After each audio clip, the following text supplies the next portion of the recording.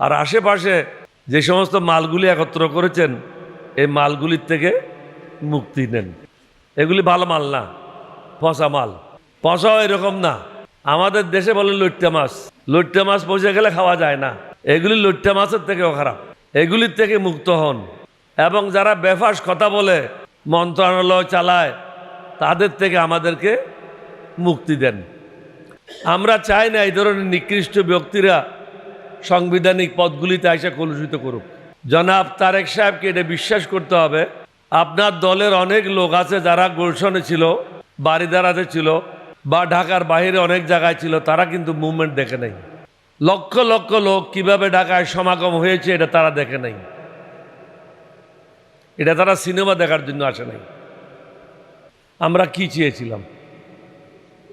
আমরা তো কোনো টেলিভিশনের মালিক হইতে চাই নাই, আমরা তো কোনো ব্যাংকের চেয়ারম্যান হইতে চাই নাই,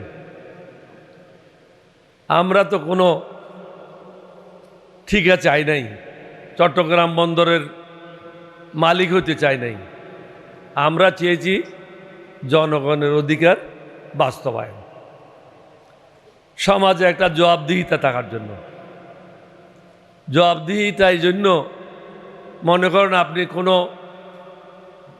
একটা মাদ্রাসার প্রিন্সিপাল, এখানে যদি একটা কমিটি না থাকে, জবাবদিহিতা না থাকে, তাহলে এই পয়সাটা কিভাবে খরচ হবে, এই জায়গায় কিভাবে উন্নয়ন করবেন, এটা আপনার ইচ্ছার উপরই নির্ভর করবে।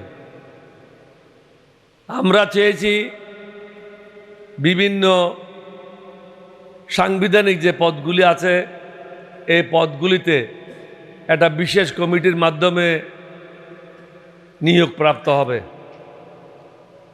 যেমন ধরেন দুর্নীতি দমন কমিশন, সবচেয়ে চোর লোক, সবচেয়ে বড় বদমাশ শাহাবুদ্দিন চুপ্পু ছিল এটার দায়িত্বে।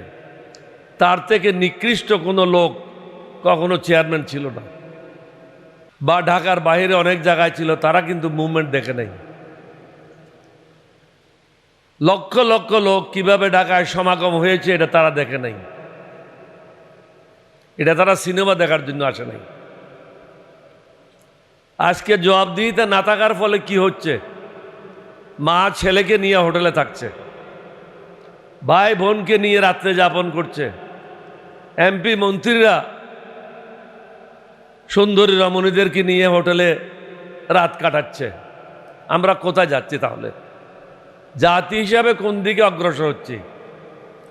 ধ্বংসের দিকে অগ্রসর হচ্ছি।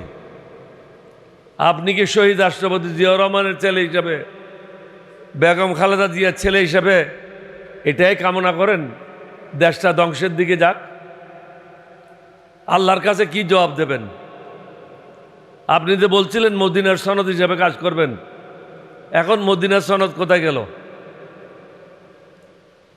এখানে মঞ্জু সাহেব বলে গেল আপনার 31 বা 32 দফা, এই দফাগুলি কোথায় গেল? এই দেশের মানুষের প্রতি দয়া করেন, জবাবদিহিতা নিশ্চিত করেন, না হলে সমাজ প্রতিদিন প্রতি সেকেন্ডে ধ্বংসের দিকে এগিয়ে যাবে। এখানে অনেকেই বলেছে বিভিন্ন শিক্ষা প্রতিষ্ঠান এখন একটা যুদ্ধক্ষেত্রে পরিণত হচ্ছে, শিবিরের ছেলেদের উপর আক্রমণ হচ্ছে হেলমেট বাহিনী দ্বারা। আপনার আশেপাশে যারা আছে তারা কীরকম, তাদের সম্বন্ধে আপনি অবহিত হন।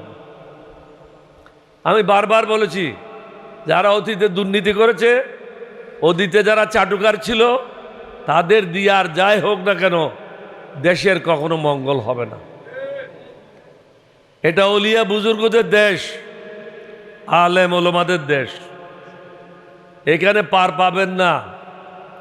পার যদি পেত হাসিনা পেয়ে যেত, কারণ তার সাথে বিরাট একটা শক্তি ভারত ছিল, কিন্তু ভারত আল্লাহর থেকে বড় না, নাউজুবিল্লাহ। আমরা চাই না মানুষের বদ্দোয়া আপনার উপর লাগুক, কিন্তু আপনি সেদিকে অগ্রসর হচ্ছেন। জবাবদিহিতা নিশ্চিত করেন,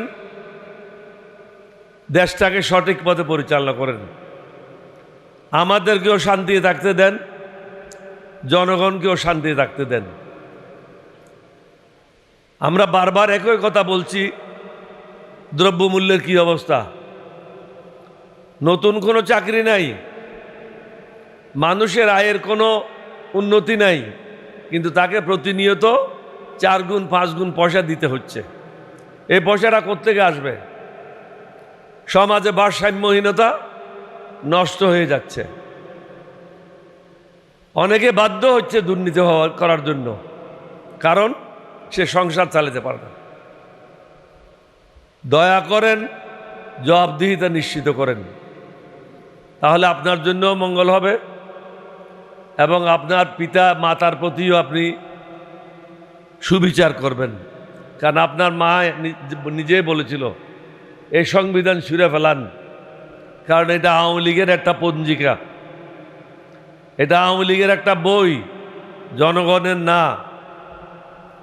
অনুধাবন করেন।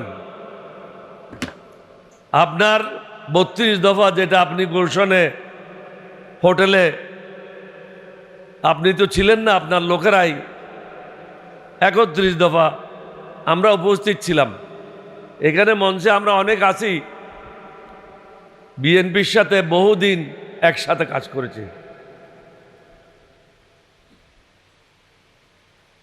আবার নতুনভাবে বলতে চাই না, জাতিকে মুক্তি দেন, না হলে জাতি আপনাকে মুক্তি দেবে।